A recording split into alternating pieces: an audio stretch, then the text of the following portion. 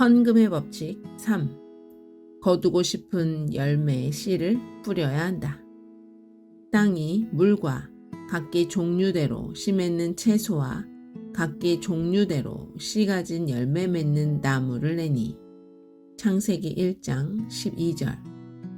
어떤 현인이 이르기를 세상에서 가장 어리석은 자는 자신을 속이는 자라고 했다.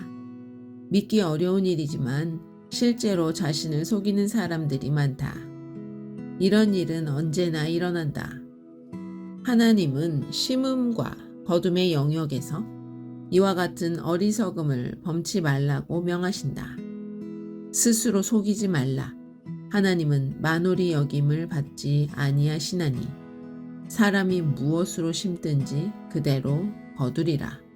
갈라디아서 6장 7절. 이토록 명백한 잘못을 저지르지 말 것을 경고해야 했다니 참으로 슬픈 일이 아닐 수 없다. 그럼에도 주님은 씨를 뿌리는 자들이 스스로를 속이지 말아야 한다고 말할 필요를 느끼셨던 것이다. 이런 것은 너무도 단순하기 그지없는 진리여서 굳이 말로 하지 않아도 될 것 같은데 말이다. 콩 심은 데 콩 나고 팥 심은 데 팥 난다는 사실은 누구나 알고 있다. 모든 씨앗은 각기 종류대로 열매를 맺는다. 옛날부터 그러했고 오늘날에도 그러하다. 바울 서신에서 바울이 편지를 보낸 사람들은 이런 농사의 진리를 알고 있었다. 그런데도 이 분명한 진리를 말하기 위해 귀중한 성경의 지면이 할애되었다. 이로 미루어 볼 때 우리가 자신을 속이는 잘못을 저지를 가능성이 있음을 알게 된다. 하나님을 속일 수는 없다. 바울이 스스로를 속이지 말라고 했을 뿐 아니라 하나님을 만홀히 여기지 말라고 강조했다. 그의 경고는 다음과 같다. 스스로 속이지 말라. 하나님은 만홀히 여김을 받지 아니하시나니 속일 수가 없다는 의미. 우리는 결코 추수의 하나님을 속일 수 없다. 바로 그분이 속임수가 불가능한 추수의 법칙을 만드셨기 때문이다. 그 법칙은 변치 않는다. 이 법칙은 영원하다. 결코 변개할 수 없다. 당신이 심는 씨앗이 추수의 품종을 결정한다. 어떤 술수를 써서 사과씨를 복숭아씨처럼 보이게 할 수는 있겠지만 시간이 흘러 충분히 성장하면 사과가 열리지 복숭아가 열릴 수는 없다. 봉투에 10만 원을 넣어서 선교단체에 보냈다면 10만 원이 씨앗이지 돈을 싼 봉투가 씨앗은 아니다. 하나님은 봉투에 속으셔서 봉투의 추수를 허락하시는 분이 아니다. 정확하게 10만 원에 대한 수확을 거두게 하시는 것이다. 헌금해봤자 말짱 황이다는 주장.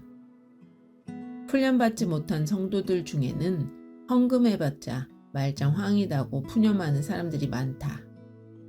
그중 다수는 참으로 선량하고 하나님을 사랑하는 사람들이다. 그들의 문제는 신실성이 부족한 게 아니라 지식이 부족한 데서 비롯된다. 그들은 하나님의 추수 법칙을 다 알지 못하거나 전혀 알지 못한다. 하나님은 우리가 씨앗을 뿌리면 그 종류대로 열매를 맺는다고 하셨다. 이와 다르게 생각한다면 스스로를 속이는 것이다. 씨앗을 심어 수확을 거뒀는데 그에 만족하지 못하는 이유는 여러 가지이다. 어떤 이들은 그동안 아무리 씨를 뿌려도 전혀 수확이 없다고 생각하기까지 한다. 기억하기 바란다. 당신이 거두는 열매를 결정하는 것은 당신이 뿌린 씨앗이다. 당신이 거두고 싶어하는 열매가 맺히는 게 아니라는 말이다. 나 자신의 체험담을 들려주고자 한다. 몇 년 전 어떤 점잖은 사람이 찾아왔다. 지극히 정중한 태도로 그가 묻기를 사랑하는 자기 어머니의 인생에는 어째서 추수의 법칙이 적용되지 않는지 알고 싶다고 했다. 그 사람은 어머니가 참으로 훌륭한 성도로서 하나님께 충성했지만 아무런 보답이 없었다는 이야기를 자세히 들려주었다. 그 어머니는 병자를 위문하고 환자들을 위해 별식을 만들곤 했다. 그분은 또한 친구들과 친지를 위해 고운 쇼를 많이 만들었다. 이 고귀한 심성의 부인은 한창 활동적으로 일하던 때 손수 정성껏 뜬 쇼를 20넉장 이상 만들어 남들에게 선물했다. 그러나 이제 노년에 접어든 그분은 물질의 축복을 받지 못했다. 받지 못한 정도가 아니라 완전히 쪽박 신세가 되었다. 현재 그 여성도는 사회복지시설에 수용되어 살고 있다. 가슴 아픈 일이었다. 그 아들은 눈물을 글썽이며 불었다. 어머니는 평생 그토록 베풀며 사셨는데 왜 하나님은 보상해 주시지 않습니까? 한 번도 자기 것을 챙기지 않았는데 왜 여느 극빈자나 다름없이 복지시설에 수용되어 살아야 합니까? 이 사람에게 답변하느라 신중하게 말을 골랐다는 사실을 고백해야겠다. 그는 하나님이 자기 어머니에게는 약속을 지키지 않으셨다고 확신하고 있었기 때문이다.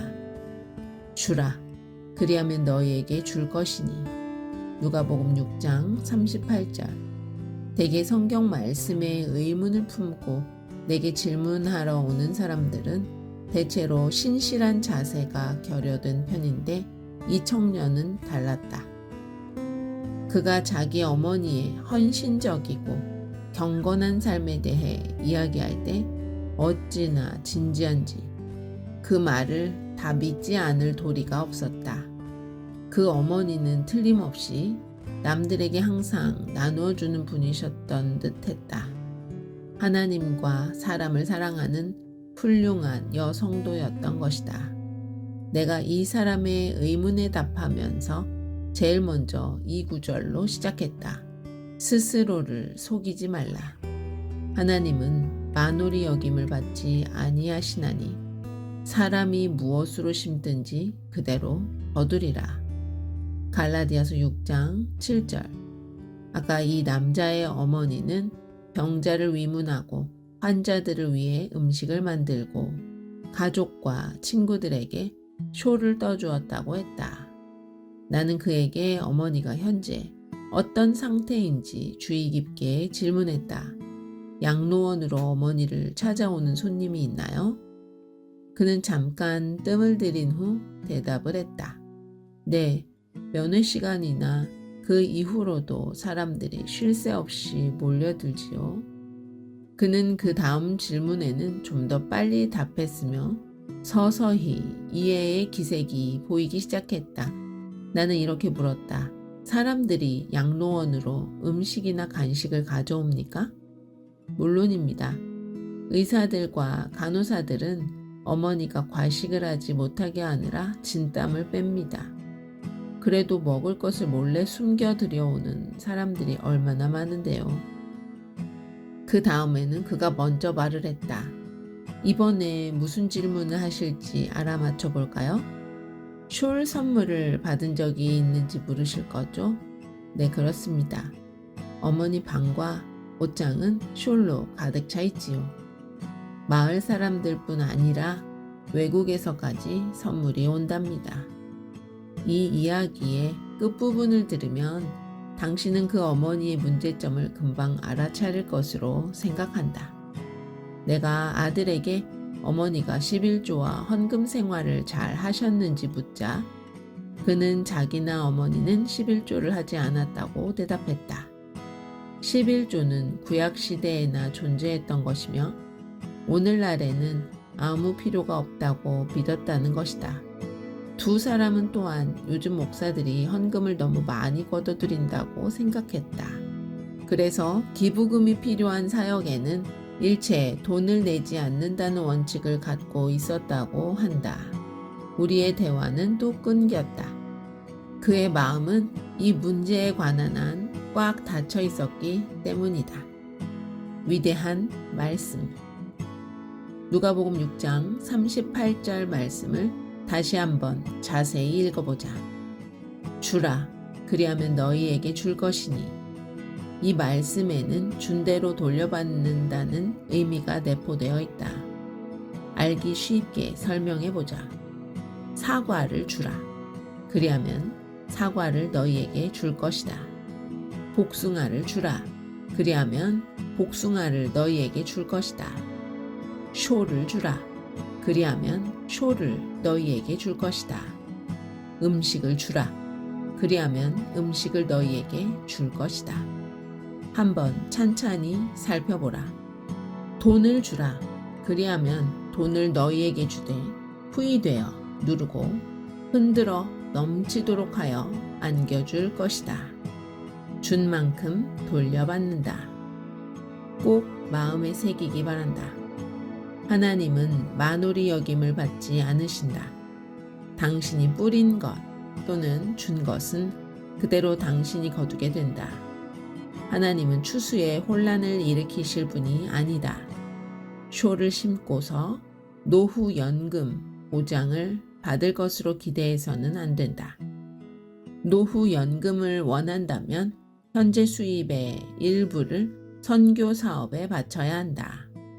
불완전한 세상 나라의 정부조차 우리가 사회보장제도에 원금을 납입하지 않으면 아무런 사회보장 혜택을 주지 않는다. 추수의 셋째 법칙을 알면 마음을 편하게 가질 수 있을 것이다. 당신이 하기에 따라서 가난과 결핍과는 전혀 무관하게 여생을 보낼 수 있는 확실한 방법이 있기 때문이다. 추수의 법칙을 흐려놓으려는 사단의 방해 공작. 바울은 속지 말라는 경고를 통해 사단의 회방을 암시했다.